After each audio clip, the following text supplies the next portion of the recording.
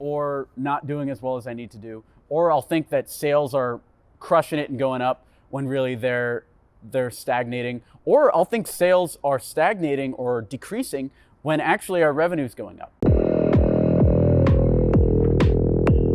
You've heard that it's important to test your cold email subject lines to get an 80% open rate. And we've been able to achieve that pretty consistently for our clients selling into the top companies, billion-dollar brands. So how do we do that? The trick is to test a new subject line every 10 emails. The hardest part for us was coming up with these subject lines. But lucky for you, we have 50 plus subject lines in a Google Doc that you can test with your cold email campaigns. And best part, you can have that for free. To get this list of 50 plus email subject lines, go over to experiment27.com/subject. Again, that's experiment27.com/subject. Let's talk about how to grow small businesses.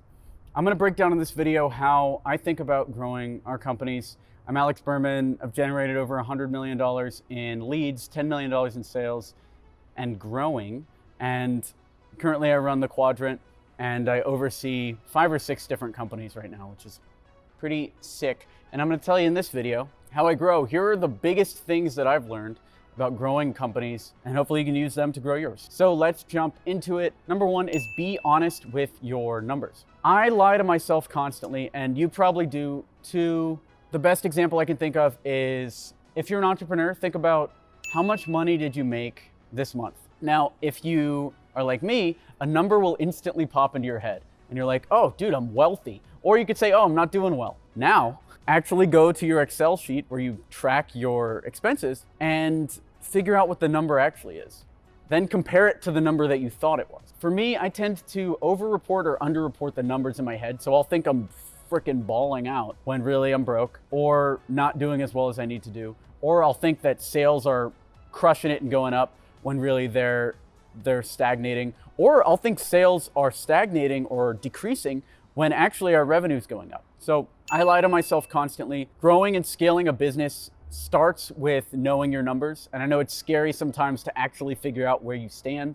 I know from experience that as soon as I started tracking where I was to the letter and actually put it up on a whiteboard, everything started to move forward. So if you are lying to yourself, and I know you are, stop it. And the way to stop it is to actually track the numbers and put them where you can see them. And I constantly find myself not wanting to update the numbers, especially if they're going down. You have to do this, and don't lie to yourself, track your numbers. Then once you actually have a good feel for where you are, and it's not just a feeling in your heart, but a feeling on your board of legitimate numbers, you scale what works. I had a consulting client recently and he was asking me about debt. He wanted to go into $20,000 in debt for his business. And he wanted to know, 1, if it's a good idea, and 2, what he was gonna spend it on. And my first question was, where are you making money now? And he couldn't answer where he's making money now in a way that pleased me. So I told him not to get into debt.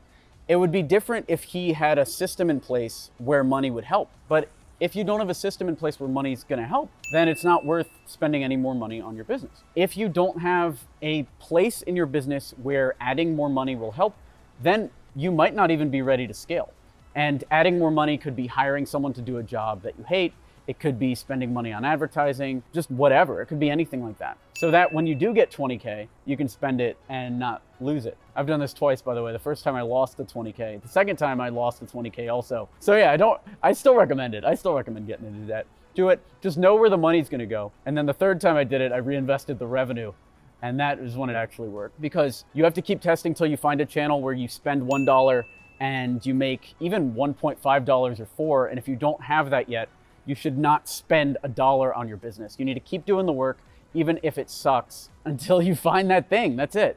Otherwise, you're gonna end up wasting a bunch of cash. A lot of startups make this mistake. They'll raise like $100 million before they have a traction channel, and they lose it. The first startup I worked at in New York City, he raised 500K from friends and family, and he had to start dipping into his own money because he lost all that money because he didn't have a traction channel. He raised the money based on an idea. So that's a very real thing that happens. And that's it. That's how I think about growing a small business. 1, start with being extremely honest about your numbers. Then, once you have it all outlined, you scale what works. And if it sucks, you hire someone to do it for you, or you keep doing it yourself until you have money. And 3, if you have nothing to scale, you got to keep experimenting until you find something. By the way, if you want the system that we're covering in this video as a free checklist, grab the link in the description. You can have a PDF of everything we talked about.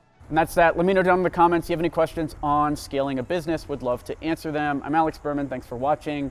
Like this video to encourage this type of content in the future, and subscribe because we do videos 3 times a week. All right. Talk to you later.